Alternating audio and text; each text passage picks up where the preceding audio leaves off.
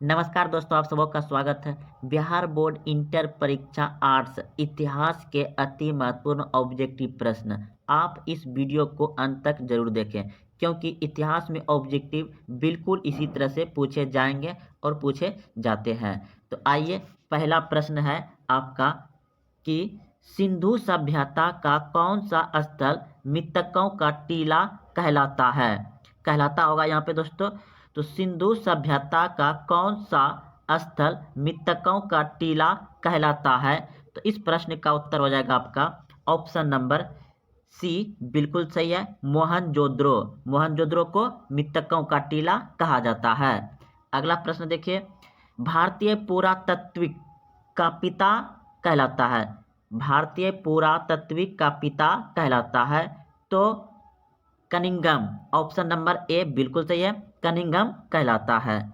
अगला प्रश्न है आपका कि सिंधुवासी निम्न धातु उपयोग नहीं करते थे।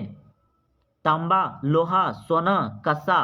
तो इन चारों ऑप्शन में से कौन सा धातु प्रयोग नहीं करते थे, यानी उसके बारे में जानता ही नहीं था, तो वह हो जाएगा आपका लोहा। ऑप्शन नंबर बी बिल्कुल सही है। सिंधुवासी निम्न धातु का उपयोग नहीं करते थे, लोहा, लोहा। अगला प्रश्न है आपका, प्रश्न है सिंधु सभ्यता नर्तकी की मूर्ति कहाँ से मिली है। सिंधु सभ्यता में नर्तकी की मूर्ति कहाँ से मिली है। तो इस प्रश्न का उत्तर हो जाएगा आपका ऑप्शन नंबर ए बिल्कुल सही है, मोहनजोदड़ो से। अगला प्रश्न है, किसने भारत में सर्वप्रथम स्वर्ण सिक्के जारी की। तो भारत में सबसे पहले किसने सोना का सिक्के जारी किया था। तो हिंद यूनानी ने जारी किया था। ऑप्शन नंबर बी बिल्कुल सही है। भारत में सर्वप्रथम स्वर्ण सिक्के किसने जारी किए थे, हिंद यूनानी ने किए थे। ऑप्शन नंबर बी सही है। अगला प्रश्न है, शक संवत का आरंभ किसने किया। शक संवत का आरंभ किसने किया। तो कनिष्क ने किया। ऑप्शन नंबर डी बिल्कुल सही है, कनिष्क ने किया था। अगला प्रश्न है, किसने भूमि अनुदान की प्रथा आरंभ की। किसने भूमि अनुदान की प्रथा आरंभ की, यानी भूमि को दान में देना, किसने आरंभ किया। तो सातवाहन वंश ने, यानी सातवाहन शासक ने किया था, याद रखिएगा, सातवाहन ने। अगला प्रश्न है, मनुस्मृति की रचना काल है। मनुस्मृति की रचना काल है। तो इस प्रश्न का उत्तर होगा आपका ऑप्शन नंबर ए बिल्कुल सही है, 200 ईसा पूर्व से 200 ईस्वी। मनुस्मृति की रचना काल है 200 ईसा पूर्व से 200 ईस्वी। अगला प्रश्न है आपका, मिच्छक कटिकम रचना है। मिच्छक कटिकम रचना है। तो इस प्रश्न का उत्तर हो जाएगा क्षुद्रक की। ऑप्शन नंबर बी सही है। अगला प्रश्न है, चैत्या क्या है। चैत्या क्या है। तो चैत्या है पूजा स्थल। ऑप्शन नंबर डी बिल्कुल सही है। ये प्राचीन काल का बात है दोस्तों, उसमें पूजा स्थल को चैत्या कहा जाता था, चैत्य कहा जाता था। अगला प्रश्न है आपका, 12 अंक संबंधित है। तो ये किससे संबंधित है। इस प्रश्न का उत्तर हो जाएगा आपका जैन धर्म से। ऑप्शन नंबर बी सही है। अगला प्रश्न है, संगम साहित्य की रचना हुई। संगम साहित्य की रचना हुई। तो इस प्रश्न का उत्तर होगा आपका ऑप्शन नंबर सी बिल्कुल सही है, दक्षिण भारत में। संगम साहित्य की रचना कहाँ हुई है, दक्षिण भारत में। अगला प्रश्न है, सातवाहनों का सबसे महान शासक कौन थे। सातवाहनों का सबसे महान शासक कौन थे। तो इस प्रश्न का उत्तर होगा ऑप्शन नंबर सी बिल्कुल सही है, Gautamiputra Satakarni. Option number C बिल्कुल सही है। अगला प्रश्न है, अकबरनामा की रचना किसने की। अकबरनामा की रचना किसने की। तो इस प्रश्न का उत्तर हो जाएगा अबुल फजल। ऑप्शन नंबर डी बिल्कुल सही है। अगला प्रश्न देखिए, अकबर का वित्त मंत्री कौन था। अकबर का वित्त मंत्री कौन था। तो इस प्रश्न का उत्तर होगा आपका ऑप्शन नंबर सी बिल्कुल सही है, टोडरमल। अगला प्रश्न है, मुगल कालीन चित्रकला किसके किसके काल में चरम उत्कर्ष पर पहुंची? यानी मुगल कालीन समय में, यानी कि मुगल कालीन चित्रकला के समय में सबसे यानी कि सबसे आगे उत्कर्ष सीमा पर पहुंचा। तो कौन सा पहुंचा? इस प्रश्न का उत्तर हो जाएगा आपका ऑप्शन नंबर सी, बिल्कुल सही है, जहांगीर। जहांगीर जो है कि मुगल काल में जहांगीर जो राजा था वह चित्रकला में सबसे आगे रहा। अगला प्रश्न है आपका, लाडली बेगम किसकी पुत्री थी? लाडली बेगम किसकी पुत्री थी? तो इस प्रश्न का उत्तर होगा आपका ऑप्शन नंबर ए, बिल्कुल सही है, नूरजहां की। अगला प्रश्न है, दिल्ली में चांदनी चौक का निर्माण किसने करवाया? दिल्ली में चांदनी चौक का निर्माण किसने कराया? तो इस प्रश्न का उत्तर होगा आपका ऑप्शन नंबर ए, बिल्कुल सही है, जहां आरा ने दिल्ली में चांदनी चौक का निर्माण करवाया था, जहां आरा ने। अगला प्रश्न है, भारत की अंतिम मुगल सम्राट कौन था? भारत की अंतिम मुगल सम्राट कौन था? इस प्रश्न का उत्तर हो जाएगा Bahadur Shah Zafar, option number D, बिल्कुल सही है। भारत का अंतिम मुगल सम्राट कौन था? बहादुर शाह जाफर। अगला प्रश्न है, गोपुरम से आप क्या समझते हैं? गोपुरम से आप क्या समझते हैं? तो इस प्रश्न का उत्तर हो जाएगा आपका ऑप्शन नंबर ए, बिल्कुल सही है, मंदिर का प्रवेश द्वार, मंदिर का प्रवेश द्वार। अगला प्रश्न है, तेनालीराम का संबंध किस राजवंश से है? तेनालीराम का संबंध किस राजवंश से है? तो इस प्रश्न का उत्तर होगा आपका ऑप्शन नंबर ए, बिल्कुल सही है, विजयनगर। तेनालीराम का संबंध किस राजवंश से था? विजयनगर से है। अगला प्रश्न है, वल्लभाचार्य का जन्म कहाँ हुआ था? वल्लभाचार्य का जन्म कहाँ हुआ था? तो इस प्रश्न का उत्तर होगा आपका ऑप्शन नंबर सी, बिल्कुल सही है, वाराणसी में। अगला प्रश्न है, बंगाल के प्रसिद्ध संत कौन थे? बंगाल के प्रसिद्ध संत कौन थे? तो इस प्रश्न का उत्तर होगा आपका ऑप्शन नंबर ए, बिल्कुल सही है, चैतन्य महाप्रभु। चैतन्य महाप्रभु कहाँ के प्रसिद्ध संत थे? बंगाल के। अगला प्रश्न है, सुल्तान उल हिंद किसे कहा गया है? सुल्तान उल हिंद किसे कहा गया है? तो इस प्रश्न का उत्तर होगा आपका ऑप्शन नंबर ए, बिल्कुल सही है, रुजवामुद्दीन चिश्ती। रुजवामुद्दीन चिश्ती, ऑप्शन नंबर ए सही है। अगला प्रश्न देखिए, यात्रियों का राजकुमार किसे कहा गया है? यात्रियों का राजकुमार किसे कहा गया है? तो हैनसोंग को कहा गया है। यात्रियों का राजकुमार किसे कहा गया है? हैनसोंग को, ऑप्शन नंबर बी सही है, हैनसोंग को यात्रियों का राजकुमार कहा गया है। अगला प्रश्न देखिए, कैप्टन हॉपकिंस किस मुगल शासक के दरबार में आया था? कैप्टन हॉपकिंस किस मुगल शासक के दरबार में आया था? तो इस प्रश्न का उत्तर होगा आपका ऑप्शन नंबर बी, बिल्कुल सही है, जहांगीर के दरबार में कैप्टन हॉपकिंस आया था। अगला प्रश्न है, जोतादर प्रायः कहाँ रहते थे? जोतादर प्रायः कहाँ रहते थे? तो इस प्रश्न का उत्तर होगा गांव में, ऑप्शन नंबर ए सही है। अगला प्रश्न है, अस्थाई बंदोबस्त में भूमि का स्वामी किसे माना गया था? अस्थाई बंदोबस्त में भूमि का स्वामी किसे माना गया था? तो इस प्रश्न का उत्तर होगा आपका ऑप्शन नंबर ए, बिल्कुल सही है, जमींदार को। अगला प्रश्न है, अवध के साथ वेलेस्ली ने सहायक संधि कब किया? तो इस प्रश्न का उत्तर होगा आपका ऑप्शन नंबर बी, बिल्कुल सही है, 1801 ईस्वी में। अगला प्रश्न है, 1857 का सिपाही विद्रोह कहाँ प्रारंभ हुआ था? तो इस प्रश्न का उत्तर होगा आपका ऑप्शन नंबर सी, बिल्कुल सही है, 1857 का विद्रोह हुआ था दिल्ली मेरठ से, ऑप्शन नंबर सी सही है। अगला प्रश्न है, 1857 में बिहार में विद्रोहियों का नेतृत्व किसने किया था? 1857 में बिहार में विद्रोहियों का नेतृत्व किसने किया था? तो इस प्रश्न का उत्तर होगा आपका ऑप्शन नंबर सी, बिल्कुल सही है, वीर कुंवर सिंह। वीर कुंवर सिंह। अगला प्रश्न है, प्लोसी किस राज्य में स्थित है? प्लोसी किस राज्य में स्थित है? तो इस प्रश्न का उत्तर होगा आपका ऑप्शन नंबर ए, बिल्कुल सही है, बंगाल में। ईस्ट इंडिया कंपनी द्वारा कोलकाता में सर्वोच्च न्यायालय की स्थापना कब की गई थी? ईस्ट इंडिया कंपनी द्वारा कोलकाता में सर्वोच्च न्यायालय की स्थापना कब की गई थी?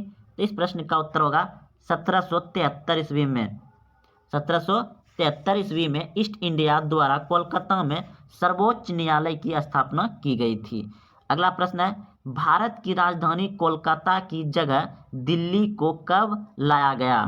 भारत की राजधानी कोलकाता की जगह दिल्ली को कब लाया गया? तो इस प्रश्न का उत्तर हो जाएगा आपका ऑप्शन नंबर ए, बिल्कुल सही है, 1911 में। अगला प्रश्न है, भारत में जनगणना कब प्रारंभ किया गया? भारत में जनगणना कब प्रारंभ किया गया? तो इस प्रश्न का उत्तर होगा 1872 ईस्वी में। ऑप्शन नंबर ए सही है। अगला प्रश्न है, बंगाल विभाजन किस वायसराय ने किया था? तो लॉर्ड कर्जन ने किया था। ऑप्शन नंबर बी बिल्कुल सही है, बंगाल विभाजन किस वायसराय ने किया था? लॉर्ड कर्जन ने किया था। अगला प्रश्न है, सूरत फूट कब हुआ? फूट मतलब अलग, सूरत कब अलग हुआ? सूरत में कब फूट, सूरत फूट कब? तो इस प्रश्न का उत्तर होगा आपका ऑप्शन नंबर बी, बिल्कुल सही है, 1907 ईस्वी में। सूरत कब फूट पड़ा था? सूरत में कब फूट पड़ा था? 1907 ईस्वी में। अगला प्रश्न देखिए, खिलाफत आंदोलन कब हुआ था? खिलाफत आंदोलन कब हुआ था? तो इस प्रश्न का उत्तर होगा आपका ऑप्शन नंबर ए, बिल्कुल सही है, 1920 ईस्वी में। अगला प्रश्न है, मुस्लिम लीग ने मुसलमानों के लिए पृथक राष्ट्र की मांग कब की? मुस्लिम लीग ने मुसलमानों के लिए पृथक राष्ट्र की मांग कब की? तो इस प्रश्न का उत्तर होगा आपका ऑप्शन नंबर बी, बिल्कुल सही है, 1940 ईस्वी में। भारतीय संविधान सभा के प्रारूप समिति का अध्यक्ष कौन थे? भारतीय संविधान सभा के प्रारूप समिति के अध्यक्ष कौन थे? तो इस प्रश्न का उत्तर हो जाएगा आपका ऑप्शन नंबर सी, बिल्कुल सही है, डॉक्टर भीमराव अंबेडकर। दिल्ली चलो का नारा किसने दिया? दिल्ली चलो का नारा किसने दिया? आपके सामने ऑप्शन है स्क्रीन पर। Option A Gandhi ji, option B Rajendra Prasad, option C Jawaharlal Nehru, option D Subhash Chandra Bose. तो इस प्रश्न का उत्तर कमेंट बॉक्स में दें अगर आप जान रहे हैं तो देखिए इस प्रश्न का उत्तर हो जाएगा आपका ऑप्शन नंबर डी, बिल्कुल सही है, सुभाष चंद्र बोस ने दिल्ली चलो नारा दिया था। अगला प्रश्न आपका, भारत छोड़ो आंदोलन किस वर्ष हुआ? भारत छोड़ो आंदोलन किस वर्ष हुआ? ऑप्शन ए 1920 ईस्वी में, ऑप्शन बी 1930 ईस्वी में, ऑप्शन सी 1935 ईस्वी में, ऑप्शन डी 1942 ईस्वी में। तो इस प्रश्न का उत्तर अगर आप जान रहे हैं तो कमेंट बॉक्स में जरूर दें। तो इस प्रश्न का उत्तर हो जाएगा आपका भारत छोड़ो आंदोलन 1942 ईस्वी में हुआ था। ऑप्शन नंबर डी सही है। अगला प्रश्न है, भारतीय राष्ट्रीय कांग्रेस की स्थापना कब हुई? भारतीय राष्ट्रीय कांग्रेस की स्थापना कब हुई? तो इस प्रश्न का उत्तर हो जाएगा ऑप्शन नंबर बी, बिल्कुल सही है, भारतीय राष्ट्रीय कांग्रेस की स्थापना 1885 ईस्वी में हुआ था। अगला प्रश्न है आपका 4 नंबर, साइमन कमीशन का भारतीयों द्वारा विरोध क्यों किया गया? साइमन कमीशन का भारतीयों द्वारा विरोध क्यों किया गया? ऑप्शन ए आयोग में एक ही भारतीय सदस्य न होने के कारण, ऑप्शन बी आयोग द्वारा अत्याचार करने के कारण, ऑप्शन सी आयोग में अधिक सदस्य होने के कारण, ऑप्शन डी उपयुक्त में से कोई नहीं। तो देखिए इस प्रश्न का उत्तर हो जाएगा आपका ऑप्शन नंबर ए, बिल्कुल सही है, आयोग में एक ही भारतीय सदस्य न होने के कारण। यानी दोस्तों साइमन कमीशन जो था उसमें भारत का एक भी व्यक्ति नहीं था, इसलिए यह विरोध किया गया था भारतीयों द्वारा। तो ऑप्शन नंबर ए बिल्कुल सही है। अगला प्रश्न आपका, प्रश्न है कि तुम मुझे खून दो मैं तुम्हें आज़ादी दूंगा। तुम मुझे खून दो मैं तुम्हें आज़ादी दूंगा किसका कथन था? Option A Bhagat Singh, option B Ras Bihari Bose, option C Mohan Singh, option D Subhash Chandra Bose. तो इस प्रश्न का उत्तर हो जाएगा आपका ऑप्शन नंबर डी, बिल्कुल सही है, सुभाष चंद्र बोस। सुभाष चंद्र बोस ने नारा दिया था, तुम मुझे खून दो मैं तुम्हें आज़ादी दूंगा, यह कथन था। अगला प्रश्न है, महात्मा गांधी को सर्वप्रथम महात्मा किसने कहा? महात्मा गांधी को सर्वप्रथम महात्मा किसने कहा? Option A Rabindranath Tagore, option B Pandit Jawaharlal Nehru, option C Bal Gangadhar Tilak, option D इनमें से कोई नहीं। तो इस प्रश्न का उत्तर हो जाएगा आपका ऑप्शन नंबर ए, बिल्कुल सही है, रविन्द्रनाथ टैगोर ने सर्वप्रथम महात्मा गांधी को महात्मा कहा था। अगला प्रश्न आपका, इनमें से दलित राजनीतिक के प्रतीक बन गए थे? इनमें से कौन दलित राजनीति के प्रतीक बन गए थे? Option A Mahatma Gandhi, option B Bhimrao Ambedkar, option C Motilal Nehru, option D Sardar Patel. तो इस प्रश्न का उत्तर हो जाएगा आपका ऑप्शन नंबर बी, बिल्कुल सही है, दलित राजनीति के प्रतीक बन गए थे डॉक्टर भीमराव अंबेडकर, डॉक्टर भीमराव अंबेडकर। अगला प्रश्न आपका है, हड़प्पा सभ्यता किस युग की सभ्यता है? हड़प्पा सभ्यता किस युग की सभ्यता है? ऑप्शन ए लोह युग, ऑप्शन बी कांस्य युग, ऑप्शन सी ए और बी दोनों, ऑप्शन डी इनमें से कोई नहीं। तो इस प्रश्न का उत्तर हो जाएगा आपका हड़प्पा सभ्यता कांस्य युग का था, ऑप्शन नंबर बी बिल्कुल सही है, कांस्य युग।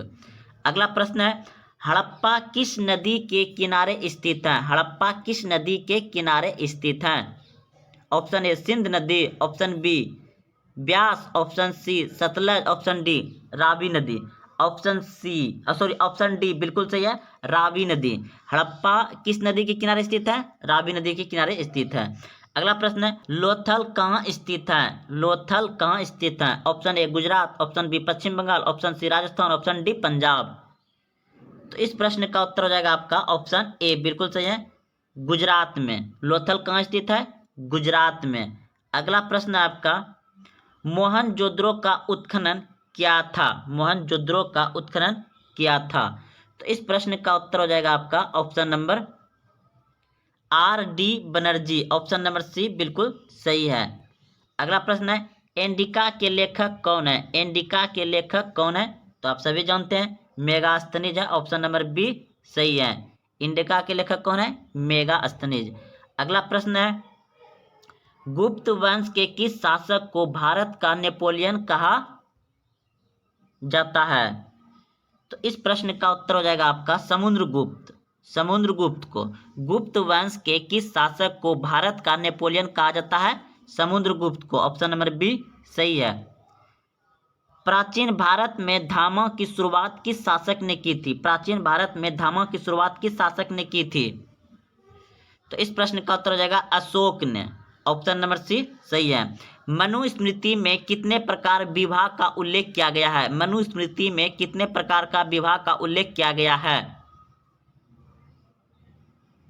8, ऑप्शन नंबर सी बिल्कुल सही है। अखिल भारतीय किसान सभा का पहला अधिवेशन कहाँ हुआ था? तो इस प्रश्न का उत्तर हो जाएगा आपका ऑप्शन नंबर बी बिल्कुल सही है, लखनऊ में। अगला प्रश्न है, मोहनदास करमचंद को महात्मा बनाया था? मोहनदास करमचंद को महात्मा बनाया था?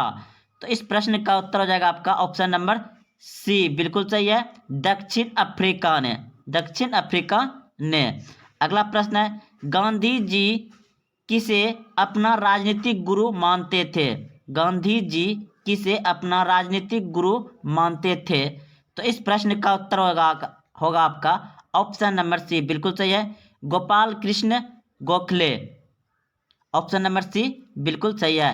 अगला प्रश्न है, अमृतसर में नरसंहार हुआ था? अमृतसर में नरसंहार हुआ था? तो इस प्रश्न का उत्तर हो जाएगा आपका ऑप्शन नंबर ए बिल्कुल सही है, 13 अप्रैल 1919 ईस्वी में, 13 अप्रैल 1919 ईस्वी में। अगला प्रश्न है, मोहम्मद अली और शौकत अली परस्पर थे। मोहम्मद अली और शौकत अली परस्पर थे।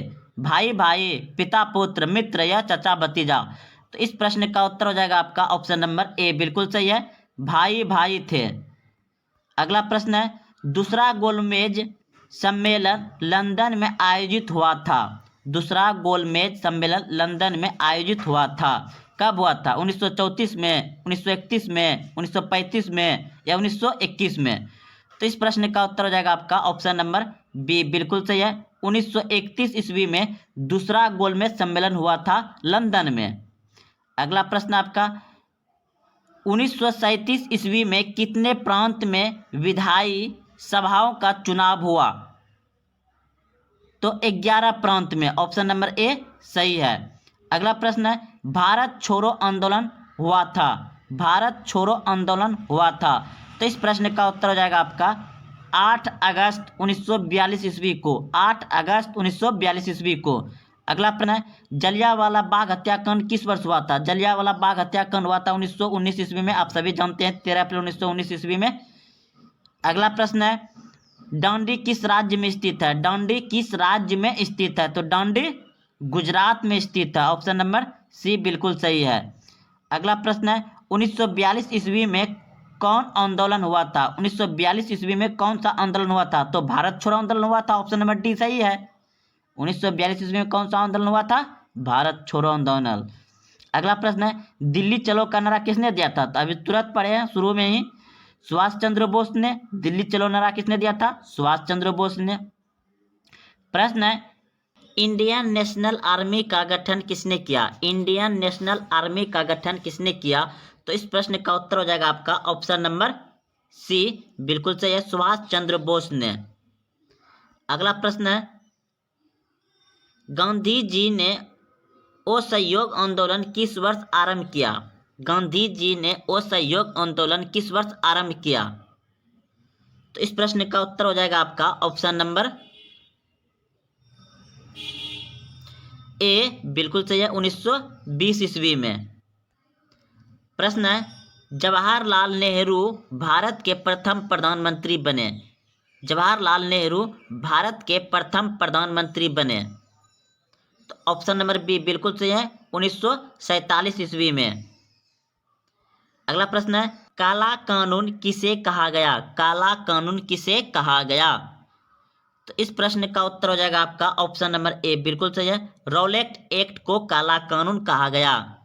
अगला प्रश्न है 25 नंबर, 1920 ईस्वी में कौन सा आंदोलन हुआ? 1920 ईस्वी में कौन सा आंदोलन हुआ? असहयोग आंदोलन हुआ। ऑप्शन नंबर बी सही है। बिहार में चंपारण सत्याग्रह कब शुरू हुआ? बिहार में चंपारण सत्याग्रह कब शुरू हुआ? तो इस प्रश्न का उत्तर हो जाएगा आपका ऑप्शन नंबर बी, बिल्कुल सही है, 1917 ईस्वी में। स्वतंत्र भारत का अंतिम गवर्नर जनरल कौन था? तो इस प्रश्न का उत्तर हो जाएगा आपका ऑप्शन नंबर सी, बिल्कुल सही है, सी राजगोपालाचारी। सी राजगोपालाचारी। मुस्लिम लीग की स्थापना किस वर्ष हुई थी? मुस्लिम लीग की स्थापना किस वर्ष हुई थी?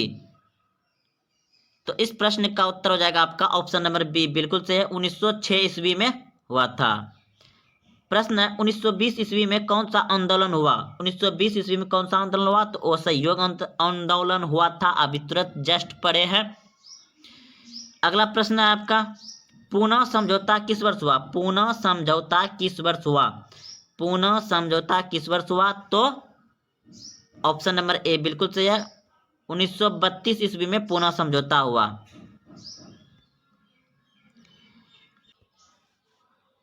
भारत किस वर्ष गणतंत्र बना? भारत किस वर्ष गणतंत्र बना?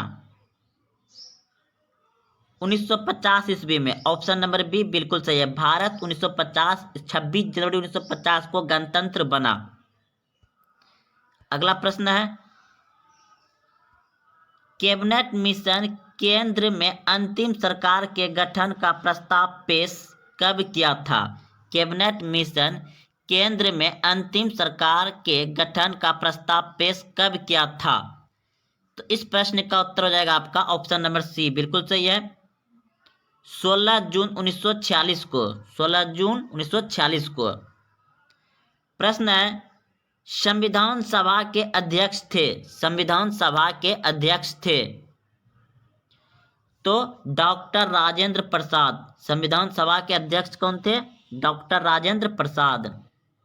अगला प्रश्न है, संविधान सभा के कुल कितने शास्त्र हुए? तो इस प्रश्न का उत्तर आ जाएगा 11 शास्त्र हुए, ऑप्शन नंबर ए सही है। प्रश्न है, संविधान सभा के कितने दिनों बैठक में गए थे? संविधान सभा के कितने दिन बैठकों में गए थे? तो इस प्रश्न का उत्तर हो जाएगा 165 दिन, ऑप्शन नंबर बी सही है। प्रश्न है, संविधान सभा के कितने प्रतिशत सदस्य कांग्रेस के भी सदस्य थे?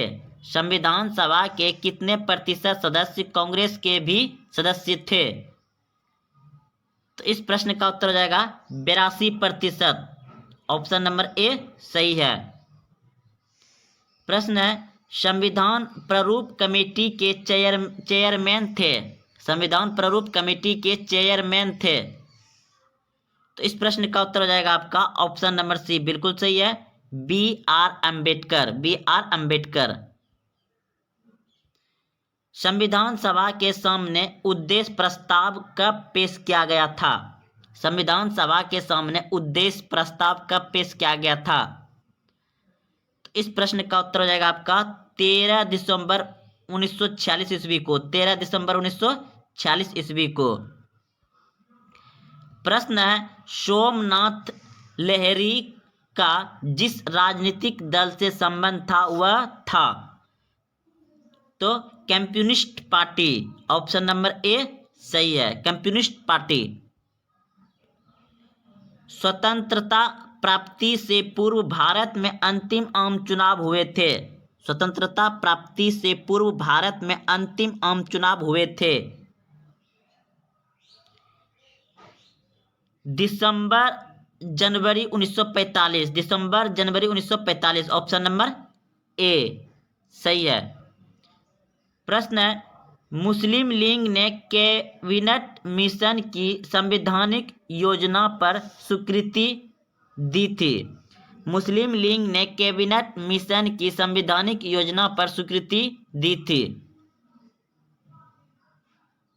तो इस प्रश्न का उत्तर हो जाएगा आपका ऑप्शन नंबर ए, बिल्कुल सही है, 16 जून 1946 को, 16 जून 1946 को।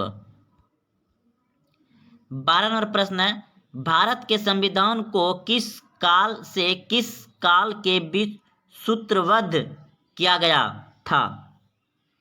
तो इस प्रश्न का उत्तर हो जाएगा ऑप्शन नंबर बी, बिल्कुल सही है, दिसंबर 1946 से दिसंबर 1949 के बीच, ऑप्शन नंबर बी सही है। अगला प्रश्न है 13 नंबर, भारतीय संविधान की प्रारूप समिति के अध्यक्ष कौन थे? भारतीय संविधान की प्रारूप समिति के अध्यक्ष कौन थे? तो इस प्रश्न का उत्तर हो जाएगा आपका ऑप्शन नंबर डी, बिल्कुल सही है, B R Ambedkar, B R Ambedkar, option number D सही है। प्रश्न है, भारतीय संविधान के अनुसार संप्रभुता निहित है, भारतीय संविधान के अनुसार संप्रभुता निहित है तो इस प्रश्न का उत्तर हो जाएगा आपका ऑप्शन नंबर डी, बिल्कुल सही है, संविधान में।